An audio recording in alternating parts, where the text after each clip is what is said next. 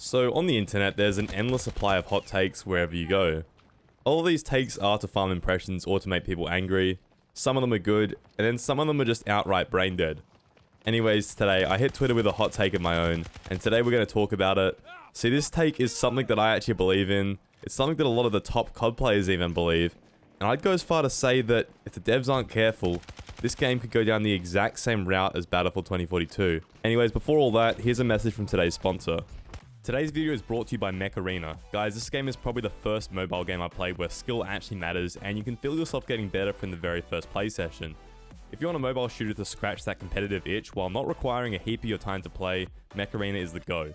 You can unlock all sorts of different mechs and customize them to your liking. There's heaps of skins and paints you can choose from to make your mech unique. My favorite setup is the Panther with long arms. You can really set up well with this and have fun sniping your enemies. And this month is huge for Mech Arena. They've got the new Battle Pass season, plus a huge lineup of Oktoberfest events with some amazing prizes, including a new pilot, Boar. Mech Arena is also adding controller support, which is great just to bridge the gap between mobile and console gaming. Can't wait to dive in and try it out myself. Mech Arena is getting big and it's completely free to play on Android and iOS right now. And you can use my personal link to get a free starter pack worth $25, a Firelight skin, a Prodigy crate, and a Plasma Cannon 4 to help kickstart your game. And if you're quick, you can add me to your friends and we can play some matches together, so don't wait around.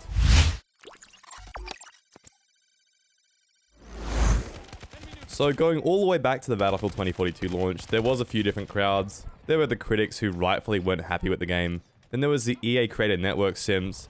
And then there was me, I was part of the Creator Network, but I just told everyone to refund while they had the chance. Now with MW2, I'm seeing a similar thing coming into fruition. I follow a lot of the top mouse and keyboard COD players, and these guys pretty much unanimously are not impressed with the game. I've also seen a lot of the big COD creators giving the game plenty of praise, and while this could be genuine, I think it can be harmful, and this describes it perfectly to me. If big creators aren't honest about how bad MW2 and Warzone 2 are, they will have a worthless store code and no job. See, this is exactly how I felt during the 2042 situation, and I definitely think that this tweet has a lot of merit to it. So what's actually wrong with the MW2 beta?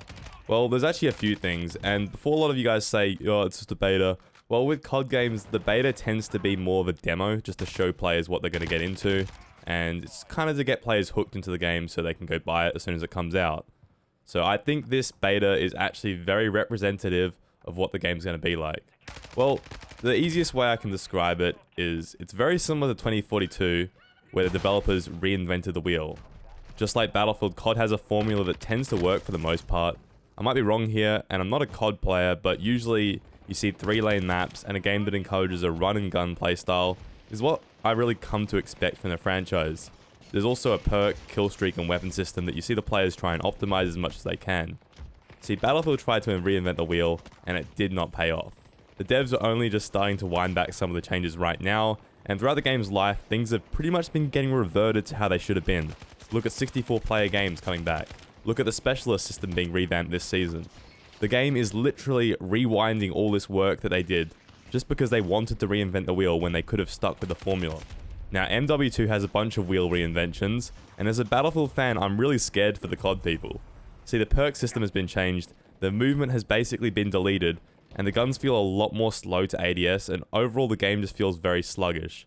Overall, this game is the closest COD has ever been to a milsim.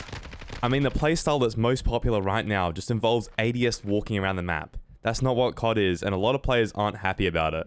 Perhaps they're trying to cater the gunplay and movement to Warzone 2, as that'll probably use the same mechanics. And when you think about COD these days, you don't really think about the multiplayer. Warzone was the main hype piece for MW 2019, and it pretty much has been carrying the franchise ever since it dropped. So I would not be surprised if the entire game and the multiplayer system is basically catered towards Warzone 2. That would make a lot of sense to me, but other than that, I can't really think of anything else that justifies this. Oh, and there's also no nukes. Yeah, that's reinventing the wheel. A COD game without nukes. I never thought I'd see it, and perhaps they're going to add them when the game comes out. But seriously, just add nukes in the beta. Like, it's such a staple of the franchise.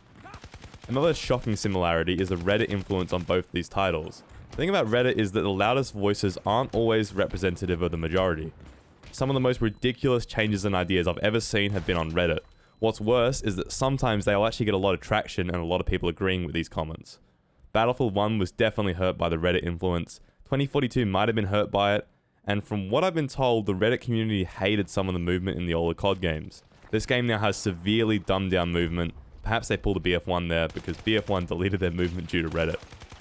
Can you have fun on this game though? Sure, you definitely can. You know, I had a blast playing with a full 6 stack of friends, and for some people I'm sure this game is perfect. But for me, I like to be able to outplay people with aim, movement, and thinking. I also enjoy being able to see my progress game to game and day to day. This game just plays so much slower than any COD I've ever played though, and the SBMM also takes a lot of the fun away from me, and it basically gives me a moving target, because however good I get at the game, my target's always going to be moving along with me. You know, I'll be playing against people who are basically the same level. That's what SBMM does. It basically makes all your games feel the exact same, other than sometimes you'll get absolutely stomped and you'll go down a little bit lower, then you'll stomp, and then you'll go back to getting stomped, and it's just very repetitive, it's very predictable. And if I was a COD YouTuber, you best believe I would be reverse boosting. I would be reverse boosting all day because SBMM just makes it so hard to get a consistently nice gameplay. I mean, every single lobby I'm in at this stage is basically all controller players ADS walking with the M4. SBMM, you know, has a place in gaming, but in my opinion that place is ranked game modes and that's it.